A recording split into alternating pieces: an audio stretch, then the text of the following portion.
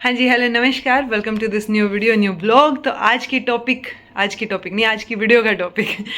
Video का topic होने वाला है कि पीएचडी में टॉपिक कैसे फाइनलाइज होता है कि आप इस टॉपिक के ऊपर काम करने वाले हो। इनफैक्ट जब से मेरा एडमिशन हुआ है अभी अराउंड 8 महीने हो गए, ठीक है, 9वां महीना चल रहा है। सो 9 महीने से जो है स्टूडेंट्स यही पूछे जा रहे हैं, मैम आपका टॉपिक क्या है, मैम आपका पीएचडी का टॉपिक क्या है, किस चीज़ पे काम कर रहे हो। सो ऐसे टॉपिक फाइनल नहीं होता। मैं आपको एक प्रोसेस बताती हूँ, उस प्रोसेस के थ्रू आपको पता चलेगा कि टॉपिक कैसे फाइनल होता है अल्टीमेटली।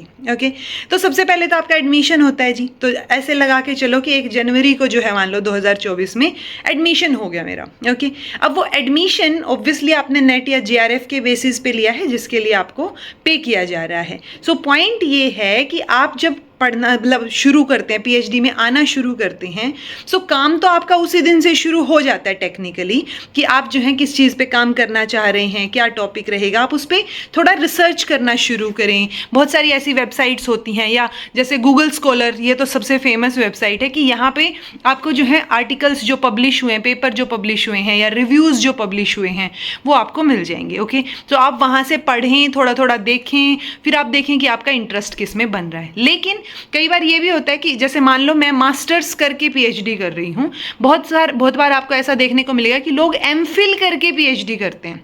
ठीक है, तो 2 अलग अलग सिचुएशन हो गई है। अगर आपने मास्टर्स की है और फिर आप पीएचडी कर रहे हैं, तो आपको 6 महीने का कोर्स वर्क करना पड़ता है। यानी कि क्योंकि ऐसा तो नहीं होगा ना कि अगर पीएचडी 5 साल की है या 3 साल की, आपने 4 में कर लिया जैसे भी, तो आपके हर सेमेस्टर में पेपर होंगे। ठीक है, ऐसा कोई कोर्स तो है नहीं। तो लेकिन पीएचडी शुरू करने से पहले आपको एक बेसिक नॉलेज हो, आपको रिसर्च के बारे में पता हो, एथिक्स के बारे में पता हो, आप आगे जो काम करने वाले हैं उस सब्जेक्ट के बारे में पता हो, तो उसके लिए एक कोर्स वर्क जो है वो यूनिवर्सिटी के द्वारा कंडक्ट करवाया जाता है।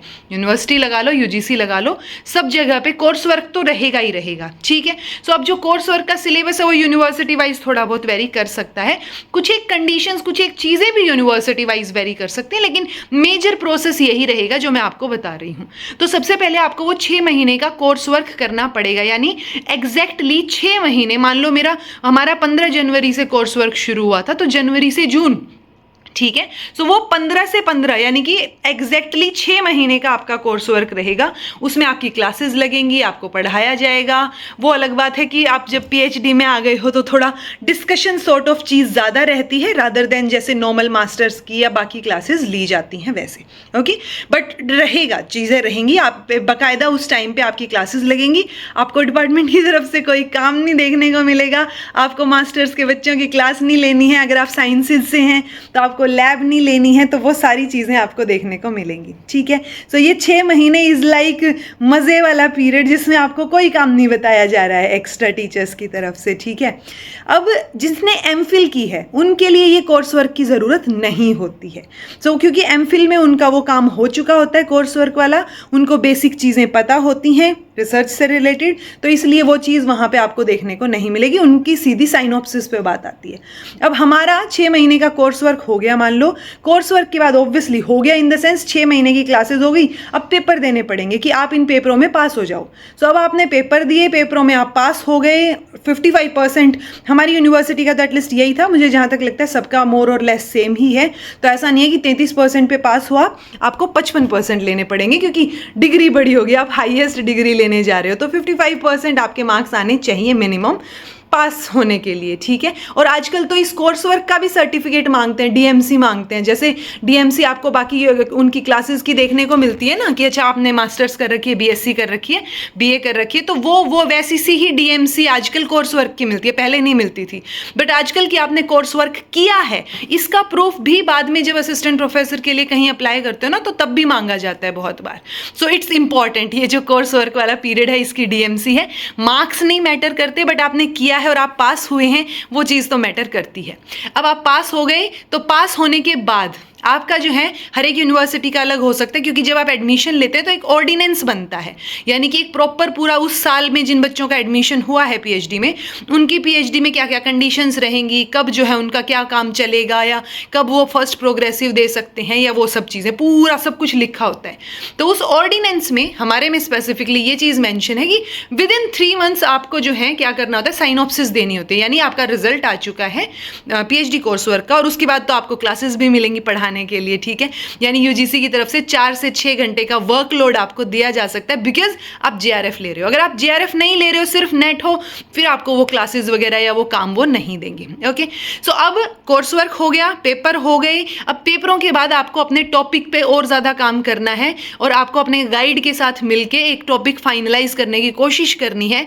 उस टॉपिक पे आपको क्या देना है, सेमिनार देना है। उससे पहले कई बार ये भी होता है कि आपने वो चीज़ बना के सबमिट कर दी, एक DRAC की मीटिंग होती है डिपार्टमेंट लेवल पे, रिसर्च एडवाइजरी कमेटी। ओके, अब उस कमेटी में आपके टॉपिक को मद्देनजर रखते हुए उसके ऊपर डिस्कशन होगा, देखा जाएगा कि ये टॉपिक ठीक है, काम करने लायक है, नहीं है, क्या बदलाव हो सकते हैं, क्या इंप्रूवमेंट हो सकते हैं, फिर वो आपको सजेशंस देंगे। अब उन सजेशंस को इनकॉर्पोरेट करते हुए आप वापस से एक साइनॉप्सिस बनाएंगे, यानी कि वापस synopsis is like a research proposal, कि आपकी पूरी थीसिस में आप करने क्या वाले हो, पीएचडी में क्या काम करना चाहते हो, तो आप डिटेल में वो सारी चीजें बताते हो उनको कि हम ये करने वाले हैं।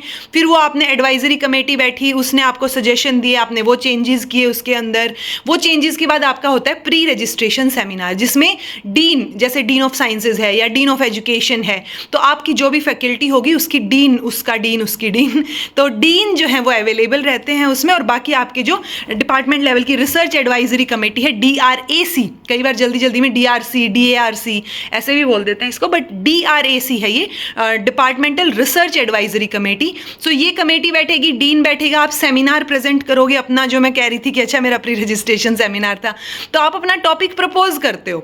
फिर वहां पे अब वो डीन भी ऐड हो गए हैं वहां पे, तो डीन भी अपने सजेशंस देंगे, आपसे क्वेश्चनिंग करेंगे या चीजें पूछेंगे, ठीक है, कि अच्छा आप ये काम करने वाले हो, कैसे होएगा, क्या करने वाले हो, वो सब, ठीक है। सो वो करने के बाद अब आपकी यहाँ पे जो चेंजेस आपको बोले गए हैं वो चेंज करके आप जो है वापस से अपनी साइनॉप्सिस को सबमिट कर देते हो। अब ये सबमिशन के बाद डिपार्टमेंट के लेवल पे तो हो गया काम। अब बात आती है यूनिवर्सिटी लेवल पे, कि यूनिवर्सिटी लेवल पे PGBOS की, यानी PG post graduation board of studies, इसकी मीटिंग बैठती है। अब इसमें और भी लोग डिपार्टमेंट के अलावा बाकी सारे शामिल हो गए। तो जब बाकी सारे शामिल हो गए, सो वो सब मिलके उस टॉपिक पे डिस्कशन करेंगे जिस पे आप काम करने वाले हो। और यहां पे अगर फाइनल हो गया आपका टॉपिक, तब माना जाएगा कि आपका रजिस्ट्रेशन डन है और आपका टॉपिक फाइनल हो गया है। ऐसा भी नहीं है, कई बार ऐसे होता है कि आप बीच में काम करते करते आपको ऐसा रियलाइज हुआ कि कोई और टॉपिक लेना था या कुछ गड़बड़ हो गई, चेंज करना है, तो फिर वो प्रोसेस पूरा फिर से फॉलो करना पड़ता है। तो वो सारा प्रोसेस और वो डिपार्टमेंट लेवल पे फिर पीजी बोर्ड के सामने, तो वो सारी की सारी चीज़ें वापस से होंगी। अगर आपने चेंज करना है तो एक बहुत हेक्टिक काम हो जाता है अगर टॉपिक चेंज करना पड़ जाए तो। ओके, सो अदरवाइज जो है फिर यहाँ जब ये रजिस्ट्रेशन हो जाएगा ना, जब ये पीजी बोर्ड वाले बोल देंगे, तब आपका टॉपिक फाइनल होता है।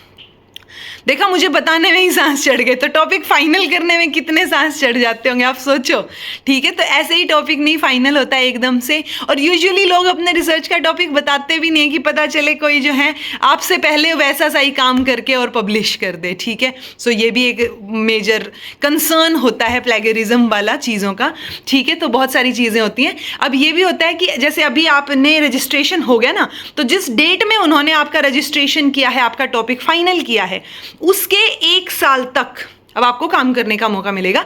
1 साल बाद आप कभी भी फर्स्ट प्रोग्रेसिव दे सकते हो।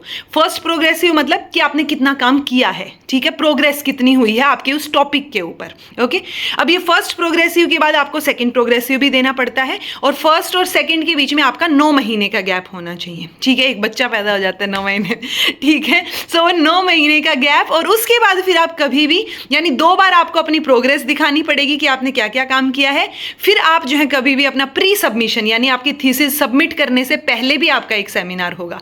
सो प्री सबमिशन दे सकते हो एंड देन आप सबमिट कर दोगे, फिर आपका वाइवा होगा। तो ये 4 चीजें तो कंपलसरी हैं कि आपका फर्स्ट प्रोग्रेसिव, रजिस्ट्रेशन के टॉपिक फाइनल होने के बाद first progressive, second progressive, pre submission का सेमिनार होगा और देन वाइवा होगा। तो ये 4 पड़ाव पार करके जो है आप पीएचडी की डिग्री तक पहुंचते हो, ठीक है जी, तो ऐसे टॉपिक फाइनल होता है और ऐसे पीएचडी होती है। ये कहने में बहुत आसान है but it's a long journey. तो पहले से रेडी होके आपको चलना पड़ता है, पेशेंस और पता नहीं क्या क्या चीज़ें ये आपके अंदर आ जाती हैं। So this was all about today. I hope आपको क्लियर हो गया होगा टॉपिक कैसे फाइनल होता है। हमारा टॉपिक अभी नहीं फाइनल हुआ है तो मैं आपको कैसे बता दूँ और मैं क्यों बताऊँ आपको ठीक है। सो जब मेरी पीएचडी हो जाएगी तब मैं आपको बताऊँगी कि मैंने किस टॉपिक पे काम किया है। चलो जी, तो this was all about today. Thank you so much for watching. Be happy, keep smiling, subscribe to our channels and मिलते हैं किसी नए व्लॉग में, नई वीडियो में, नई बातों के साथ।